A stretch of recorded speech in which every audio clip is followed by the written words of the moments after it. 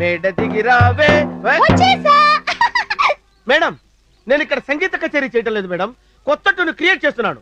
సాధన భంగం చేయడం న్యాయమా madam? Oh sorry for the disturbance. నేను సాధన భంగం చేయడానికి రాలేదండి, నేను ఒక డౌట్ క్లియర్ చేసుకోవడానికి వచ్చాను. ఏంటా డౌట్? ఇది పిల్లని గ్రోవా లేక మృదంగం అని అడగడానికి వచ్చారా? నా డౌట్ అదే కాదండి, ఇందులో ఎంచక్క కర్ణాటక సంగీతం కూడా వాయించొచ్చా? ఒక కర్ణాటక ఏంటి, Canada, Russia, America, Australia, London, Paris అన్ని వాయించవచ్చు. గ్రేట్. ఫారిన్ రాగాల గురించి ఇంత బాగా చెప్తున్నారు, కానీ చేతిలో మాత్రం చీప్ గా ఈ లోకల్ ఐటమ్ ఏంటండి? ఏంటి నా డప్పు గురించి చీప్ గా మాట్లాడుతున్నారా? ఈ డప్పు లేని సంగీతం సందడి లేని పెళ్లి లాంటిది.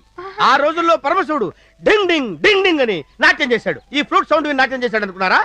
మృదంగం విని నాట్యం చేశాడు అనుకున్నారా? క్లారినెట్ విని నాట్యం చేశాడు అనుకున్నారా? టింగు టింగు విని నాట్యం చేశాడు అనుకున్నారా? ట్రియో ట్రియో నాట్యం చేశాడు అనుకున్నారా? ఈ డప్పు సౌండ్ విని నాట్యం చేశాడు.